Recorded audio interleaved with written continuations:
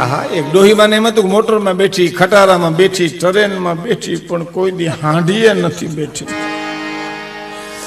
એ મને કોક હાંડીએ એમાં મારી હટાણું કરવા નીકળ્યા ને વેરી ક્યાંક માલધારી હાંડીઓ ચુકાડીને ક્યાંક ગયો છે કંઈક વસ્તુ લેવા, માં છાય લેવા નીકળ્યા, હેલ ને સેલ કરી લઉં. હાંડિયા પર બેઠા એટલે હાંડિયો ઊભો થયો, ઊભી બજાર હાલતો થયો. માને ખબર નહીં આવું ફૂલે કે હું કરશે મારું. એમાં કોઈ પૂછ્યું કે માં કેની કોઈ, તો આજ નક્કી નથી બેટા, આજ નક્કી, આજ અમારું એવું છે. હા પછીની કડી બહુ સરસ છે કે જાણે મારું મકાન એને કર્યા રંગ ને રોગા, કે જાણે મારું મકાન કર્યા એને રંગ ને રોગા. એક તો મારું મકાન સમજીને રંગ રોગાન કર્યા કરે. કેવા રંગ રોગાન કરે? ધોળા વાળ છે હોય તો કાળા કર્યા કરે, પનર દી પોતા માર્યા કરે. એ બે ત્રણ દિન આગા પાછું થાય તો ધોળા ઠેબા દેખાય, સટાપટા વાળો લાગે આવો. હવે એને ખબર ઉગે એને કોણ પૂગે ભાઈ. હે આપણામાં જેવું ને બેનોમાં એવું છે, કોક બાયુના મોઢામાં ભેંના વાહ જેવા, હેથકનો પાવડર સોપડે, લાલીની પથારી ફેરવે, કુદરતે નેણી દીધા હોય ને ગાડીની પાટાને મણિયું કાઢી નાખે, એને લડી જ લેવું પછી ક્યાં વાત. પછી ઉનાળામાં આપણી બાજુમાંથી નીકળે પછી બધું ઓગળે, લાલી પાવડર ને બધું રેગેડા વયા જતા. બાજુમાં નીકળી જાય ચૂંટણીનું જૂનું બોર્ડ નું આયલું જતું હોય એવું લાગે. હા હા ફેશન બહુ આવ્યો, બહુ ફેશન આવી. એ કાઠિયાવાડી બાપા મુંબઈ ગયા હતા ને, ક્રિકેટ જોવા લઈ ગયેલું. ક્રિકેટ તમને ખબર હોય ને તો અટાણ તો ટીવીમાં, પણ પહેલાં તો રેડિયોમાં કોમેન્ટ્રી સાંભળતા. અને ગામડામાં એક બાપાને કોમેન્ટ્રી સાંભળવાનો બહુ શોખ એ વખતે. અને ડોશીમાને ઝેરની જડી હાવ. હવે ઘરમાં રહેવું એટલે ક્લેશ કરાય ને, કાને રેડિયો રાખીને ધીમું ધીમું કોમેન્ટ્રી સાંભળે બાપા. અને એમાં ભાઈ માની તો ક્રિકેટર કોક આઉટ થયો અને બાપાથી રાઈડ ન ખાઈ ગયો. હા હા હા હા હા. અને ડોહીમાં રોવડામાં કીધું લાગ્યો ને દડો માથામાં. સવારનું માથું ખોહીને બેઠા હતા, મને ખબર હતી ટકો રંગી નાખશે. એમાં એક કાઠિયાવાડી બાપાને મુંબઈમાં કોક ક્રિકેટ જોવા લઈ ગયો.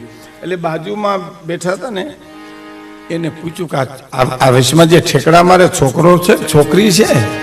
અને હવે નથી ખબર પડતી હો છોકરો છોકરી. આ શહેરમાં તમે જુઓ ને તો કાંઈ ખબર જ નથી પડતી. અમારો પ્રોગ્રામ હતો ધંધુકાપા, ધોળકાપા હતો ને, તે એક દીકરી આવી હતી બોલવા, ટી શર્ટ પહેરીને પેન્ટ ને બોય કટ ને નાકમાં કાંઈ ન મળે તો ઓલું ભાઈ મને કે આ છોકરો ગાવાનો છે ને? છોકરો ને છોકરી છે. આ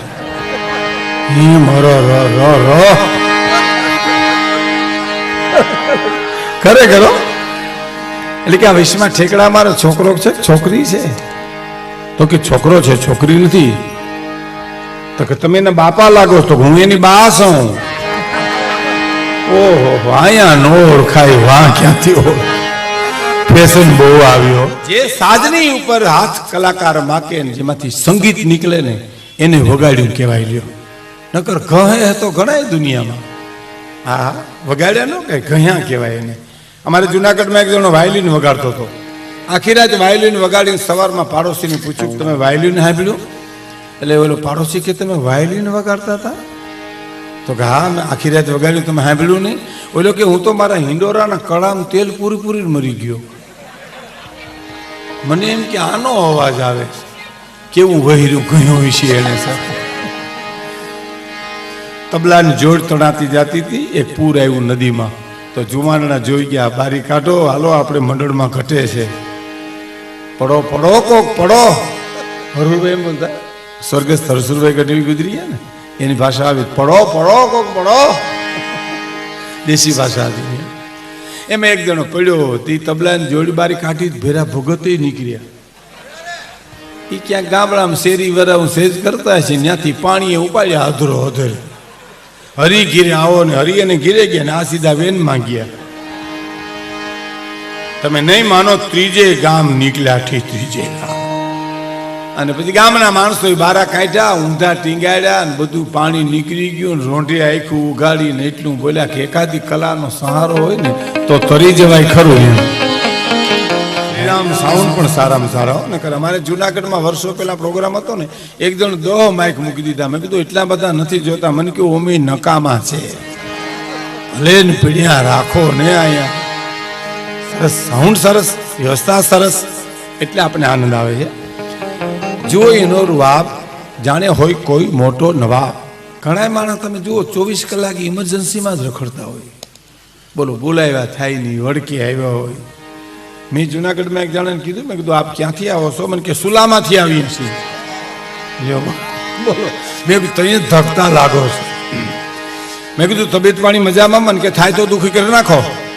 બોલો, અમે ઉનાથી પ્રોગ્રામ કરી આવતા હતા ને પ્રાણભાઈ, હું દિવાળી બેન ને ઘણા વર્ષો પહેલા બસમાં જતા ને, બસમાં આવતા ને, ગાડીઓ તો હવે થઈ, પેલા બસમાં જતા હોય ને. પછી ખેર એની વાતો કરવા બેન તો ઘણો સમય ગયો જાય.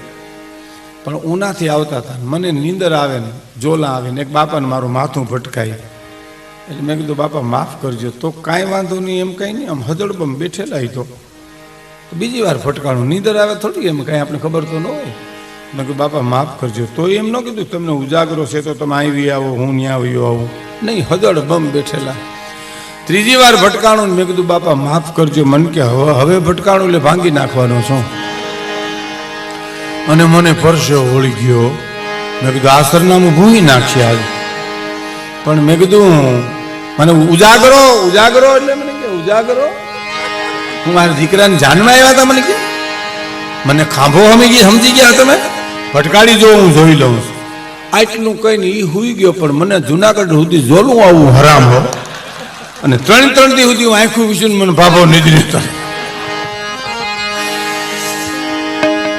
બહુ ક્રોધી બહુ હોય, ઘણા બહુ ક્રોધી હોય. એક જણો તેલની બરણીની દુકાને તેલ લેવા ગયો, તેલ લઈને ઘીરે આવતો તો એમાં બરણી ઝલકાની, બરણી ઉપર ખીજાણો. બોલો, લે ઝલકા, લે ઝલકા, લે ઝલકા, ઢોળી નાખી, આખી બરણી ઢોળી નાખી. બોલો, આમ ક્રોધ ન કરાય કાંઈ. બહુ હું રેડિયોમાં સાંભળું છું, હું ટીવી બહુ ઓછું જોઉં, કારણ કે ટીવીમાં તો શું છે, સામે ખોડાવવું પડે. અને રેડિયો તો તમે સાંભળતા હોઈ જાવ તો હાલે, સ્ટેશન બંધ થઈ જાય બહુ તો ઊંકાર આવે. સેલનો રેડિયો રાખું હું તમને. આ તો ઘરનો ડાયરો છે, રાત જેવું ધાબુ છે, એટલે પેટ છૂટી વાત કરવામાં વાંધો નથી. રેડિયો રાખું, રેડિયામાં બહુ અર્ચના તમે સાંભળો સાહેબ, સંતવાણી તમે સાંભળો, હેમુ ગઢવીના રૂપક તમે સાંભળો સાહેબ. હા હા. ખેર ટીવી સિરિયલમાં બેનો બહુ ઓતપ્રોત હોય અમારા શહેરમાં હો. બે બાયું એટલી બધી ટીવીમાં સિરિયલમાં ઓતપ્રોત હોય કે આપણે એને ઘેરે બેહવા જાય કોઈ પાણી નથી પાતું ભાઈ. હા, અને ગાંઠના ટીકા કરે, અટાણ ન આવતો હોય તો શું વાંધો છે? બોલો, આ સિરિયલમાં, આ ટીવીમાં ઠેકડા મારે ક્યાં તારો માસીનો દીકરો થાય છે? અમે તો તારા માસીના દીકરા છે, અમને પાણી પાન કોક દી કાયમ લાગશું. હમણાં એક મારા મિત્રની વાત કરી હતી. મને કે ભીખુદાનભાઈ, હું ઘેરે આવ્યો ને મારી પત્ની ટીવી સિરિયલ જોતા હતા. એટલે મેં કીધું જમવા દો, મને ભૂખ બહુ લાગી. તો કે એડવર્ટાઈઝ આવવા દો. બોલો, હવે લખવા રહ્યો કાંઈ બહુ ચીઠી, એડવર્ટાઈઝ આવવા દો. હવે એડવર્ટાઈઝ આવવા દે પછી મને ખાવા દે. પણ એ રેડિયામાં બહુ આવે છે, હું સાંભળું છું. ટીવીમાં તમે સાંભળતા હશો. ક્યાં વાત. મા પોતાના બાળકને 6 મહિના પોતાનું ધાવણ ધોરાવે, એને કોઈ દી રોગ લાગુ ન મળે. એમ અટાણું અમેરિકાનું અને લંડન જાપાનનું વિજ્ઞાન કહે છે, અટાણે કહે છે. પણ વર્ષો પહેલા અમારી ભારતની માં કહી ગઈ છે.